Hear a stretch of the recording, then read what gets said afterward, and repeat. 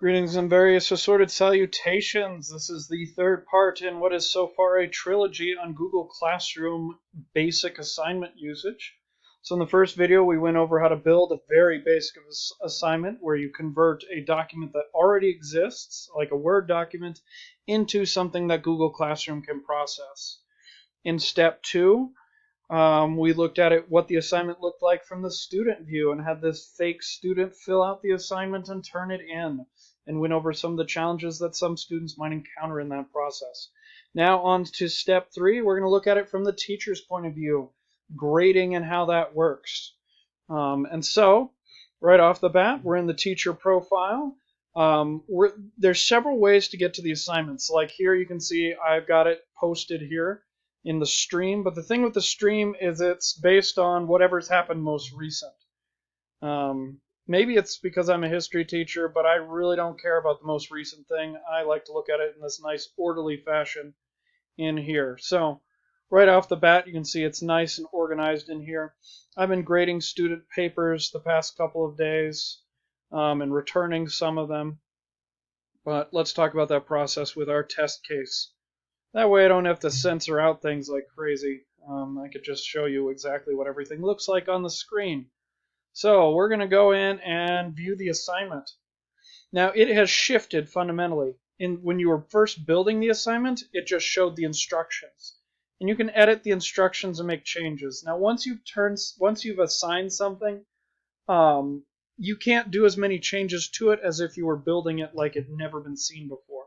So once an assignment has been issued, once it's been posted, you don't have as much editing capacity anymore. But let's focus on turning in.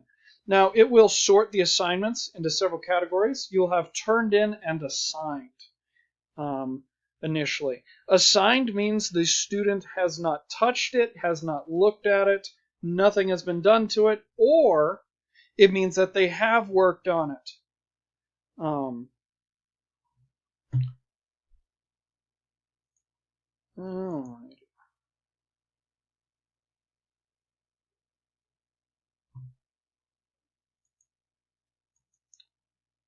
Okay, just a second here.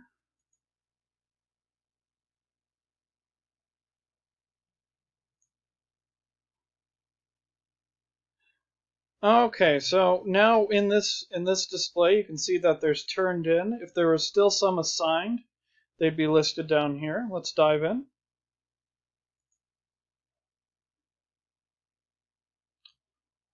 Alrighty, now when the reviewing assignments that have been turned in, the format of Microsoft or Google Docs, has changed slightly. On the side here, you've got a bar that allows you to input student grades. Now, it was back here, you could punch in the grades this way, but you can do that while looking at their document. If you had a rubric for this assignment, you could click your way through that. Now, right off the bat, when you're going through the assignment, you might be looking at it and saying, what on earth was this person thinking? Actually, I'm just being a bit silly. Students usually have pretty good answers. Obviously, my test case student feels that H.P. Lovecraft is the answer to everything.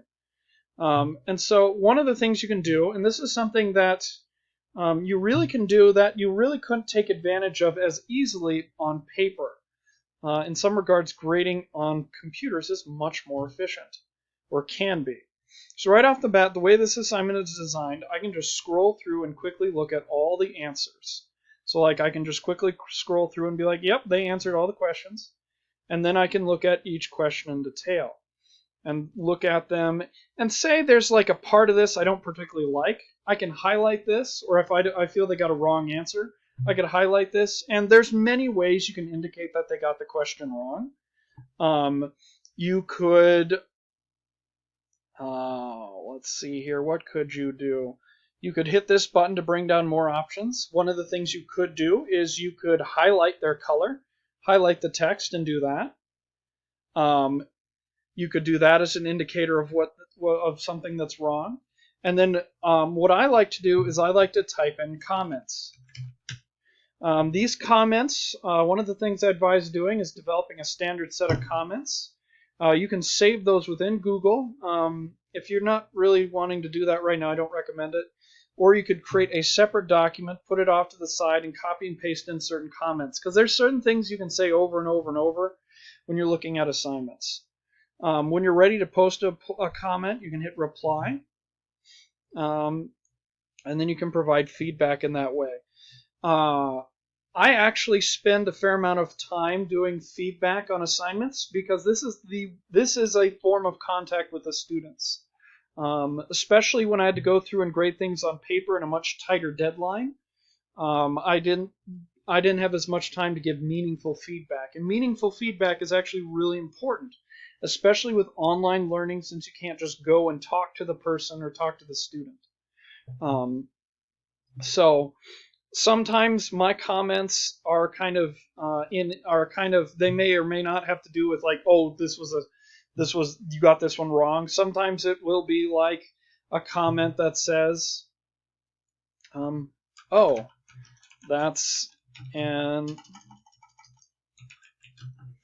amusing way of looking at things. Some of the feedback I provide often is comments on like, that's a good way of thinking of it, mix in positive reinforcement along with corrective gestures. Frequently I like to explain why a student got a question wrong. Like one of the statements that sometimes comes up, and I have a nicer way of putting it, but since this is me, I'm going to be a bit meaner. This does not address the question. Oh, I love the sound of the mechanical keyboard in the afternoon.